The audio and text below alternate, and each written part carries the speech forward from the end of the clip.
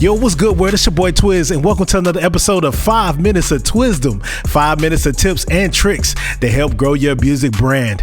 And on today's episode, we're going to talk about masters, right? Why you should know about that as an independent artist, what are master recordings, and also how did Taylor Swift get her masters back after going years without having those masters in her possession. So let's dive deep into that today. So if you're an independent artist, you need to know that once you record a track, there's two separate parts to it. All right. There's the master recording and then there's the composition part of it. OK, now, what does that mean? All right. The composition part, this is like the song lyrics.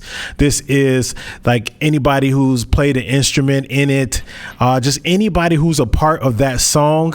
You are part of the composition part of a recording. Now, the master part, right?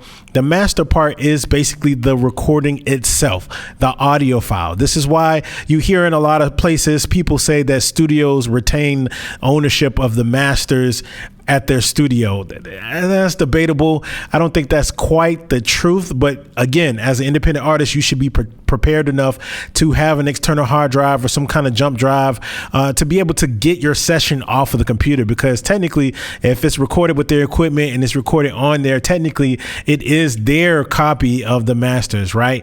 But this is why you need to make sure that, you know, whenever you record something, that you get your property. Like, hey, we paid you for the service to use your equipment.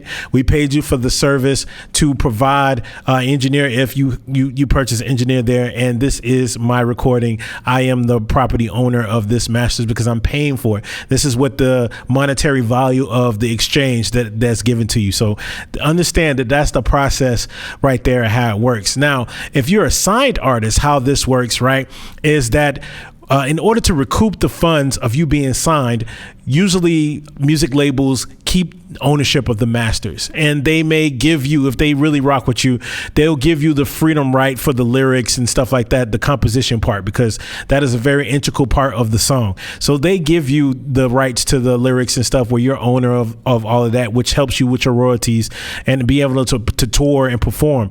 The only thing is with the masters is that you control, right? You control what happens to the song. So if you wanted to get it on a TV show or radio show, if the label did not agree with you or didn't align with the plans that they have for you, they can block that. They can say, hey, because we're the owners of the masters, we don't want you performing that song on this showcase. We don't want you performing it on this TV show. We don't want you performing it or talking about it on this radio show, right? If you have the masters, you are the owner of it. It's almost like keys, right? If you think about keys, right, there's a master set key and then there's duplicates. Right? There's duplicates. Even though you have a duplicate, it opens the doors and all the same thing. It can work. It's not the master key. All right. So the master recording is the master key as far as the privileges to do that. And if we look at this Taylor Swift story. I'm gonna talk today. Taylor Swift story. She's been dealing with that a lot of times, and so has other artists. That has Ashanti literally just ended up going with that. And so what that is that they don't have the rights to their songs, even though they've made millions of dollars to their songs. They can't decide on what to do with these songs or where to promote it or resell it and stuff like that. If you notice with Taylor Swift, she was with the record label, The Big Machine, with Scooter Braun. If you don't remember, he's like this big mogul, and that was his record label, The Big Machine, and he had a lot of different artists. And what happens is some of her biggest hits were on those projects, and it's unfortunate that she didn't have, as great as those songs were, she didn't have any rights to say about it. Like one time she wanted to perform some of her greatest hits on the American Music Awards, and they didn't let her do it. Right. Now why, unfortunately in the industry, when you don't own your masters, they don't have to literally provide you a why. They just say you can't. Right. You don't get an explanation because you don't have ownership of it. So that's the downfall of being signed or giving your masters over to somebody. So always protect that because that's yours. That's your ownership, especially if you're an independent artist. And to combat that, some artists, Ashanti recently did this as well. So did Taylor Swift. They re-record the actual song, right? Because they have the rights to the composition. All right. So once they have the rights to the compositions, they can record a different version of it. But this is the thing about that, right? The thing about that is it may not be the same. The vibe may not be the same. As Taylor Swift said, right? Some of her earlier works is from the heartbreak and the heartache, and those are raw emotions, right? The way she sang it, right? Even though she may perform that song a million times, the raw emotion of actually recording that is totally different if you were to do it later on in life after you done healed and then moved on. It's kind of hard to put yourself back into that place that you actually recorded that. So even though you re-record it and you'll considerably be the new owner of the new copy of the master, right? It's still not the same, right? Now, if you get it to sound close or sound pretty good, kudos to you. But sometimes in music, this is why this differentiates between AI and actually the human element of music is those raw emotions, man. Sometimes just that space and that time frame that allows you to capture things that you couldn't do it at any other time, either before or after the situation or season that you're in. So that's what's up on that. She bought her masters back for a whopping $360 million. Whew. Right. This is why a lot of artists don't get their masters, or they're continuously signed for basically the rest of their lives, because that fee that they charge is wild, right? Beyonce is one of the few artists that actually were able to, do their time and buy it back. And this is because you're betting on yourself. You're betting on yourself that you're going to outperform your contract.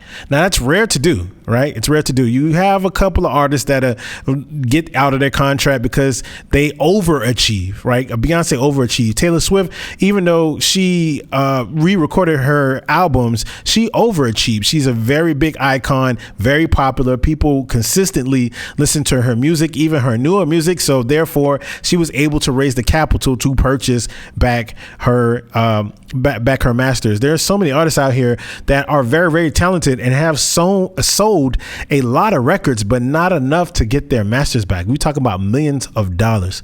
And this is how artists are kind of trapped into this hamster wheel of the industry, right? And this is why a lot of people are like independent, right? But the great thing about being independent is, yes, you retain the ownership of it. But again, if you don't build equity into the independent, your music, right? That independent is nothing. You got 100% of nothing. It's not worth anything except for, hey, I got my ownership. Sounds good. But if it's not really putting money into your pocket, if it's not really growing, then it's kind of worthless. And this is why some people prefer to be signed or get some kind of distribution deal or something like that, because having a slice of the pie is better than no pie at all, right?